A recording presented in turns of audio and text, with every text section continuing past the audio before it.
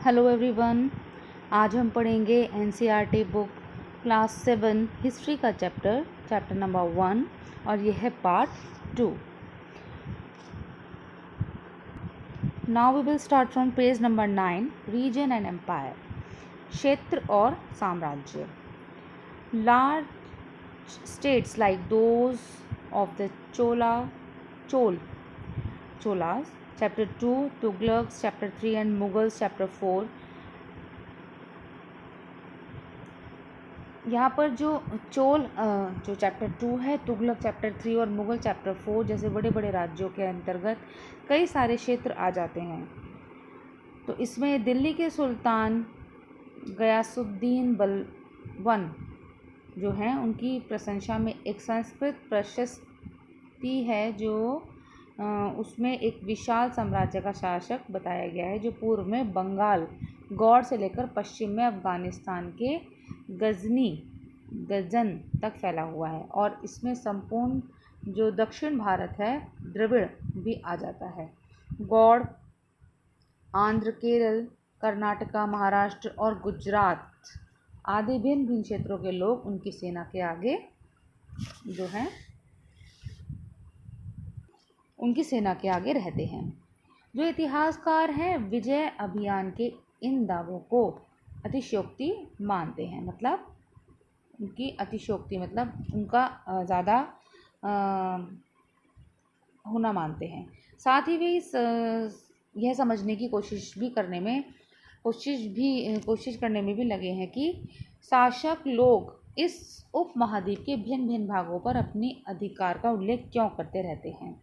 At the same time, they tried to understand why rulers kept claiming to have control over different parts of the subcontinent। यहाँ पर language और reason है। यहाँ पर इन 1318 the poet अमीर खुसरो ने इस बात पर गौर किया है कि इस देश के हर क्षेत्र की हर अलग भाषा है, जैसे सिंधी है, लाहौरी है, कश्मीरी, द्वार समुद्री, तेलंगानी, गुजरी, मैबारी, गौड़ी, अवधी और ये जो हिंदवी, ये सब जो भाषाएं हैं ये सब अलग अलग हैं, हर क्षेत्र की अलग अलग है। अमीर खुसरो ने आगे बताया कि इन भाषाओं के विपरीत एक भाषा संस्कृत भी है जो किसी विशेष क्षेत्र की भाषा नहीं है। यह एक प्राचीन भाषा है जिसे केवल ब्राह्मण जानते हैं, आम लोग नहीं जानते हैं। अमीर खुसरो द्वारा लिखित जो उनके द्वारा जो लिखा गया है, उल्लिखित भाषाएं हैं जो उनकी एक सूची बनाई है और एक सूची उन भाषाओं के नाम की बनाई है जो उनके द्वारा उल्लिखित क्षेत्र में आज बोली जाती हैं। जो नाम एक ही से ही हैं उन्हें रेखांकित करिए और जो नाम भिन्न है उनके चारों तरफ घेरा लगाना है। तो ये हमें एक क्वेश्चन दिया गया है जिन्हें हम अपनी नोटबुक में करेंगे। By 700 many regions already possessed distinct geographical dimension and their own language and cultural characteristics। सन 700 तक कई क्षेत्रों के अपने अपने भौगोलिक आयाम तक तय हो चुके थे और उनकी अपनी भाषा तथा सांस्कृतिक विशेषताएं स्पष्ट हो चुकी थी, मतलब अलग अलग भाषाएं अपनी अपनी चुनी जा चुकी थी। और चैप्टर 9 में आपको इसके बारे में और अधिक जानकारी मिलेगी। ये क्षेत्र विशेष शासक राजवंशों से भी जुड़ गए थे। इन क्षेत्रों के बीच काफ़ी टकराटें चलती रहती थी। कभी कभी चोल, खिलजी और तुगलक, मुग़ल जैसे जो राजवंश थे अनेक क्षेत्रों में फैला एक विशेष साम्राज्य भी खड़ा कर लेते थे। ये सभी जो थे वो साम्राज्य समान स्वरूप से स्थिर या सफल नहीं हो पाते थे। उदाहरण के लिए चैप्टर 3 और 4 की तालिका 1 की तुलना कीजिए। खिलजी और मुग़ल वंश के शासक कितनी अवधि तक चले, मतलब वहाँ पर उनका टाइम ऑफ पीरियड दिया गया है।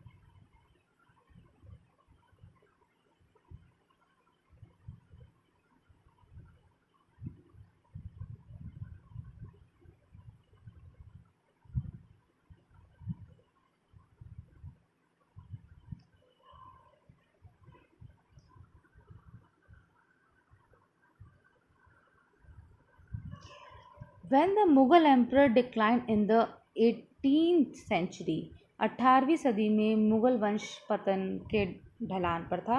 इसके फलस्वरूप क्षेत्रीय राज्य फिर से उभरने लगे, लेकिन वर्षों से जो सर्वक्षेत्रीय समाजों का शासन चल रहा था उसके क्षेत्र की प्रकृति बदल गई थी। उन पर कई छोटे बड़े राज्यों का शासन चलता रहा था और उन राज्यों की बहुत सी बातें इस महाद्वीप के अतिरिक्त भाग पर फैले इन क्षेत्रों को विरासत में मिली थी। This was apparent in the emergence of many distinct and shared traditions in the realms of governance, the management of the economy, elite cultural and language. इस तथ्य का पता हमें उन कई परंपराओं से लगता है जो इन क्षेत्रों में उभरी थी। इन परंपराओं में कुछ एक दूसरे से भिन्न और कुछ समान थी। ऐसी परंपराएं हमें प्रशासन, अर्थव्यवस्था के प्रबंध, उच्च सांस्कृतिक तथा भाषा के संदर्भ में मिलती है। Through the 1000 year between 700 and 1750 the character of the different region did not grown in isolation. सन 700 से लेकर 1750 के बीच के हजारों वर्षों में इन विभिन्न क्षेत्रों की प्रकृति एक दूसरे से कटकर अलग अलग नहीं पनपी थी। हालांकि उनके चित्र भी अपनी विशिष्टताएं चरित्र की अपनी विशेषताएं बनी रही थी, मगर समन्वय की सर्वक्षेत्रीय ताकतों का प्रभाव भी उन पर पड़ा था। अब हम यहाँ पर पढ़ेंगे पुराने और नए धर्मों के बारे में, old and new religions. Do you remember with Amir Khusro had to say regarding Sanskrit knowledge and Brahmans? क्या आपको संस्कृत ज्ञान एवं ब्राह्मणों के बारे में अमीर खुसरो की टिप्पणियाँ याद हैं? तो यहाँ पर दिया गया है, इतिहास में जिन 1000 वर्षों की पड़ताल हम कर रहे हैं, इसके दौरान धार्मिक परंपराओं में कई बड़े परिवर्तन आए। People believe in the divine was sometimes deeply personal, but more usually it was collective. जो दैविक तत्व में लोगों की आस्था कभी कभी बिल्कुल ही हट जाती थी, मगर आम तौर पर इस आस्था का स्वरूप सामूहिक होता था। किसी दैविक तत्व में समूह आस्था यानी धर्म पर्याय स्थानीय समुदाय के सामाजिक और आर्थिक संगठन से संबंधित होती थी। As the social worlds of this group altered, so too did their beliefs. जैसे जैसे इन समुदायों का सामाजिक संसार बदलता गया, वैसे ही इनकी आस्थाओं में भी परिवर्तन आता गया। It was during this period that important changes occurred in what we called Hinduism today. आज हम हिंदू धर्म कहते हैं, उसमें भी इसी युग के महत्वपूर्ण बदलाव आए हैं। These included the worship of new deities, the constructions of temples by royalty, and the growing importance of Brahmins, the priests, and dominant groups in society. इन परिवर्तनों में से कुछ थे, एक नए देवी देवताओं की पूजा, राजाओं द्वारा मंदिरों का निर्माण और समाज में पुरोहितों के रूप में ब्राह्मणों का बढ़ता महत्व तथा बढ़ती सत्ता, इसके अलावा बहुत सारी चीज़ें। Their knowledge of Sanskrit text earned the Brahmins a lot of respect in society. Their dominant position was consolidated by the support of their patrons, new rulers searching for prestige. Sanskrit ग्रंथों के ज्ञान के कारण समाज में ब्राह्मणों का बड़ा आदर होता था। इनके संरक्षण जो थे, नए शासक जो स्वयं प्रतिष्ठा की चाह में थे, इन संरक्षकों का समर्थन होने के कारण समाज में इनका जो दबदबा था, जो उनका औहदा था, और भी बढ़ गया था। One of the major developments of this period was the emergence of the idea of bhakti, of a loving personal deity that devotees could reach without the aid of priests of elaborate rituals. You will be learning about this and others tradition in chapter 8. इस युग में एक बहुत महत्वपूर्ण परिवर्तन भक्ति की अवधारणा के रूप में आया। इसमें ईश्वर की कल्पना एक ऐसे प्रमेल इष्ट देवी देवताओं के रूप में की गई जिस तक पुजारियों के विशद कर्म कांड के बिना भी भक्त स्वयं पहुंच सके। इस विषय में हम साथ ही दूसरी परंपराओं के बारे में चैप्टर 8 में पढ़ाएंगे। इसमें उसकी जानकारी चैप्टर 8 में मिलेगी हमें। नेक्स्ट यहाँ पर है, this was also the period when new religions appeared in the subcontinent. Merchants and migrants first brought the teaching of the holy Quran to India in the 7th century. यही वह युग था जिसमें इस उपमहाद्वीप में नए नए धर्मों का आगमन हुआ। कुरान शरीफ का संदेश भारत में पहल 7वीं सदी में व्यापारियों और आप्रवासियों के जरिए हुआ।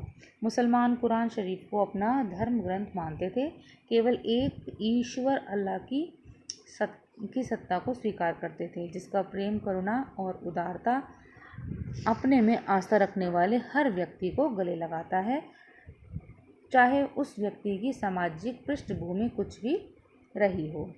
Many rulers were patterns of Islam and the उलमा। जो कई शासक इस्लाम और इसके विद्वान धर्मशास्त्रीय और न्यायशास्त्री अर्थात उलेमा को संरक्षण देते थे। हिंदू धर्म की ही भांति इस्लाम के अनुयायी भी अपने धर्म की अलग अलग तरह से व्याख्या करते थे। मुसलमानों ने कुछ शिया थे जो पैगंबर साहब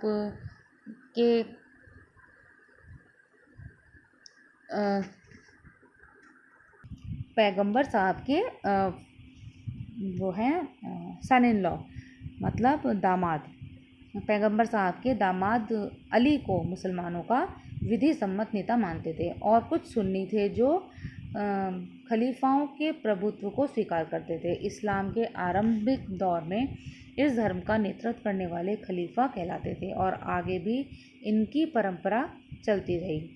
इस्लामी न्याय सिद्धांत की विभिन्न परंपराओं में भी कई महत्वपूर्ण अंतर रहे हैं। ऐसे ही धर्म सिद्धांतों तथा रहस्यवादी विचारों को लेकर विभिन्नताएं देखने को मिलती हैं। अब हम यहाँ पर समय और इतिहास के कालखंडों पर विचार करेंगे। Thinking about the time and historical periods. Historians do not see time just a passing of hours, days and years as a clock or a calendar. Time also reflects changes in social and economic organization, in the persistence and transformation of idea and beliefs. इतिहासकार समय को केवल घड़ी या calendar की तरह नहीं देखते, यानी कि केवल घंटों, दिन या वर्षों के बिताने के रूप में ही नहीं देखते हैं। उनका नज़रिया यह है कि समय सामाजिक और आर्थिक संगठन में आने वाले परिवर्तनों को झलकाता है। यह दिखलाता है कि विचारों और विश्वासों में कितना स्थायित्व रहा है और कितना परिवर्तन आया है। यदि अतीत को समान विशेषता रखने वाले कुछ बड़े बड़े हिस्सों, युगों या कालों में बांट दिया जाए तो समय का अध्ययन कुछ आसान हो जाता है। In the middle of the 19th century, British historians divide the history of India into 3 periods: Hindu, Muslim and British. This division was based on the idea that the religion of rulers was the only important historical change and that there were no other significant developments in the economy, society or culture. Such a division also ignored the rich diversity of the subcontinent. 19वीं सदी के मध्य में अंग्रेज जो थे वो अंग्रेज इतिहासकारों ने भारत के इतिहास को 3 युगों में बांटा: हिंदू, मुस्लिम और ब्रिटिश।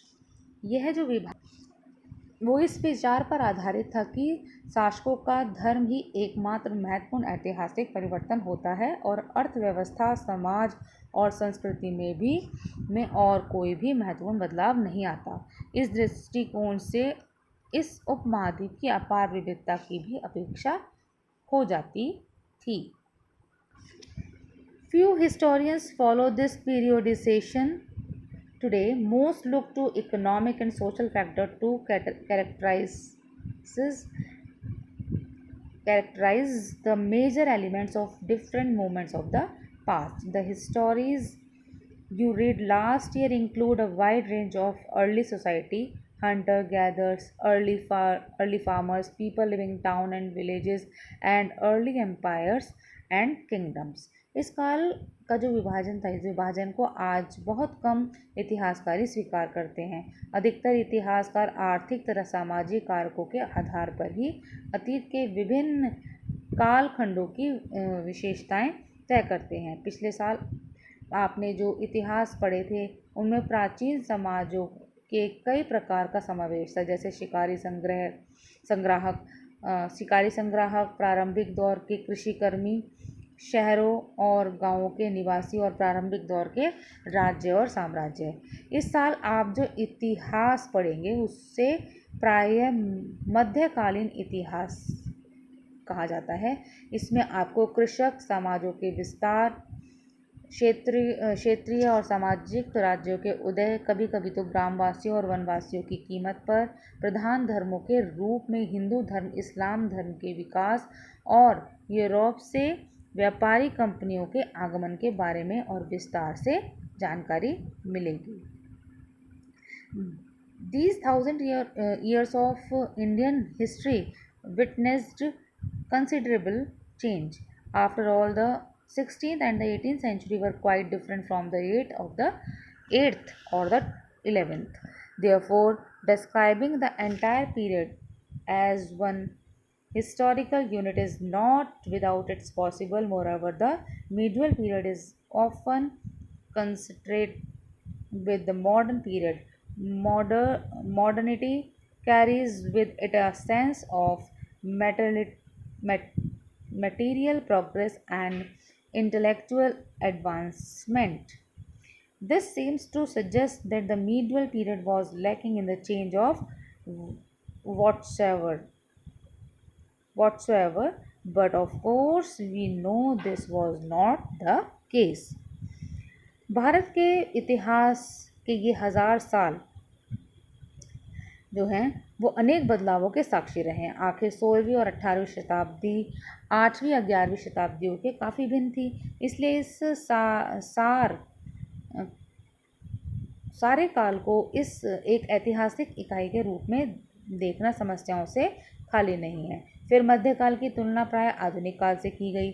आधुनिकता के साथ भौतिक उन्नति और बौद्धिक प्रगति का भाव जोड़ा हुआ है। इससे आशय यह निकलता है कि मध्यकाल रूढ़िवादी था और उस दौरान कोई परिवर्तन नहीं हुआ था, लेकिन हम जानते हैं कि ऐसा नहीं था। During these 1000 years, the societies of the subcontinent were transformed often, and economics in several regions reached a level of prosperity that attracted the interest of European trading companies. इन 1000 वर्षों के दौरान इस उपमहाद्वीप के समाजों में प्रायः परिवर्तन आते रहे और कई क्षेत्रों की अर्थव्यवस्था तो इतनी समृद्ध हो गई थी कि उसमें यूरोप की व्यापारी कंपनियों को भी आकर्षित करना आरंभ कर दिया। इस पुस्तक को पढ़ते समय आप परिवर्तन के चिन्हों तथा यहाँ सक्रिय ऐतिहासिक प्रक्रियाओं पर ध्यान देते चलें और जब भी संभव हो इस पुस्तक में आप जो भी पढ़ रहे हैं उनकी तुलना आप पिछली वर्ष पढ़ी हुई बातों से करने की कोशिश करें। यह भी संभव हो यह देख लें कि कहाँ बदलाव हुए हैं और कहाँ नहीं, और आज अपने आसपास की पूरी दुनिया पर नज़र डालकर भी यह देखें कि और भी क्या कुछ बदलाव हैं या वैसे ही चल रहा है। कल्पना करिए कि आप एक इतिहासकार हैं और इस चैप्टर में जो उल्लिखित कोई भी विषय है, आर्थिक है, वो सामाजिक है, राजनीतिक है, इतिहास से है, उसको चुनिए और समझाइए कि आपके विचार में उनकी जानकारी हासिल करना क्यों दिलचस्प होगा। So here is the end of this chapter number 1. So keep watching and stay tuned to our channel. Thank you and have a nice day.